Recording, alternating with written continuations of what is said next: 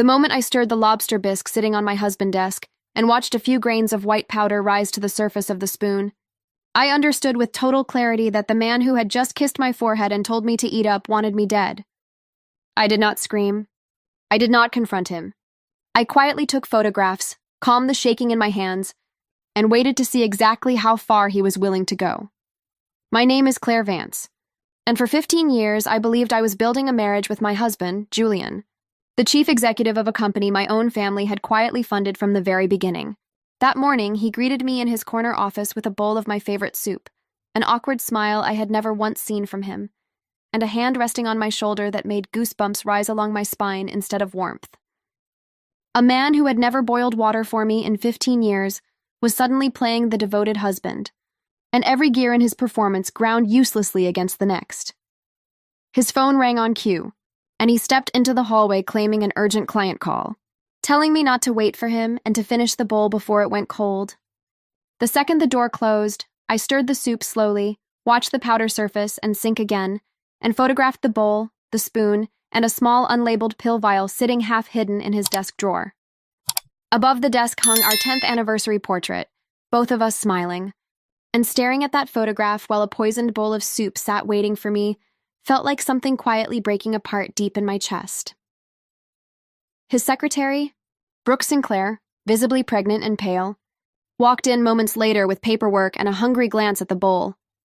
I told her a pregnant woman should not go without food and pushed the bisque toward her, insisting she eat every spoonful, watching her hesitate for exactly as long as good manners required before she pulled the bowl toward herself with both hands.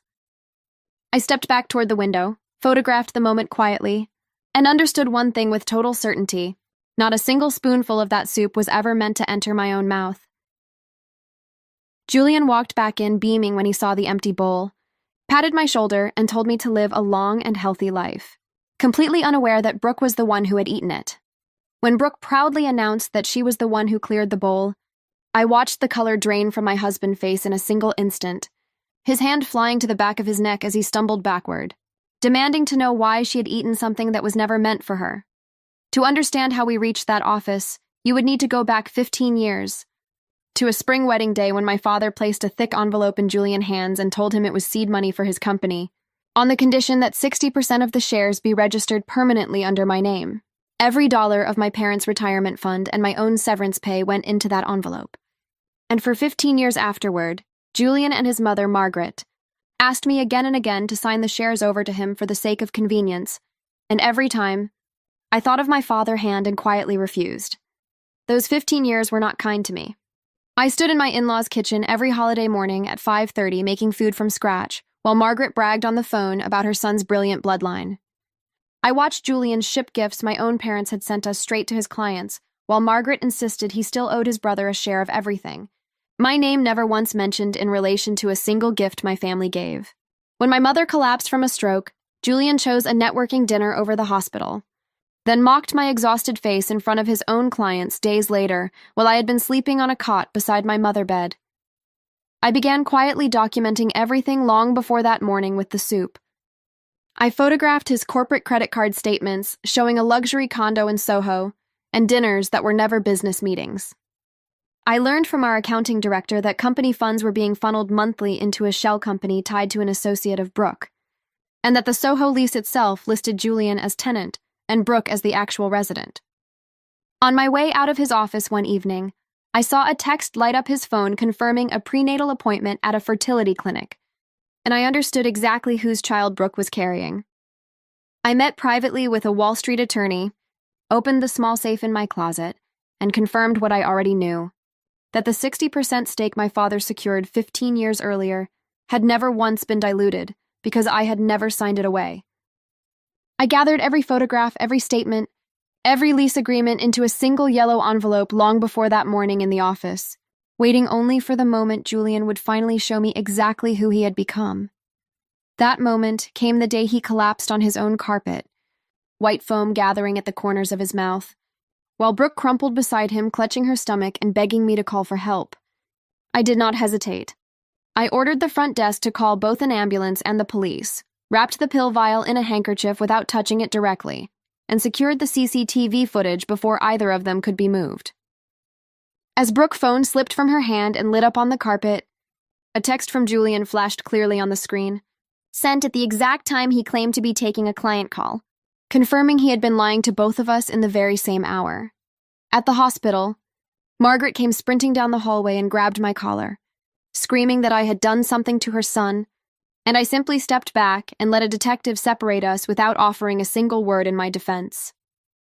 In the maternity ward, Brooke, having narrowly avoided losing the baby, confessed everything through sobs, the condo, the promises of becoming the next wife, the company funds funneled into her name, admitting she had not understood how serious it had all become until that morning. I handed detectives a complete evidence file that same night, and within days the toxicology report confirmed the powder in the soup was a substance capable of causing fatal complications in pregnant women and severe cardiac strain in anyone else, meaning Julian had knowingly served it to me while fully aware his own mistress might walk into that office at any moment. With Julian indicted and unable to perform his duties, my attorney confirmed I could immediately call an emergency shareholder meeting as the majority owner, and within days I sat at the head of that boardroom table and voted to remove my husband as chief executive, the motion passing without a single objection. I walked into the empty executive office afterward, lifted the nameplate bearing his name off the desk with both hands, and replaced it with one bearing my own.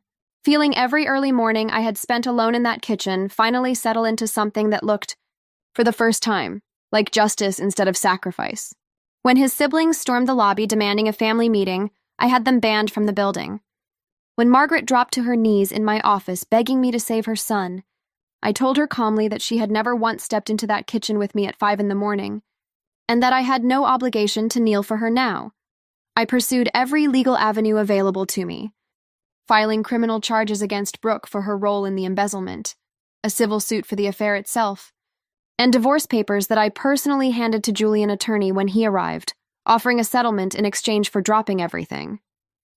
Months later, in a courtroom filled with silence, a judge sentenced Julian to 15 years in state prison for attempted murder and corporate embezzlement. 1 year for every year I had given him, while Margaret let out a single broken sound from the gallery that I did not turn to acknowledge. Brooke was cleared of the poisoning charge but found liable for the affair and the embezzlement, ordered to repay the stolen funds along with damages, and I watched her walk out of that courthouse alone, one hand resting on the belly that had once been used as a shield. The hardest walk I took after all of it was not into a courtroom.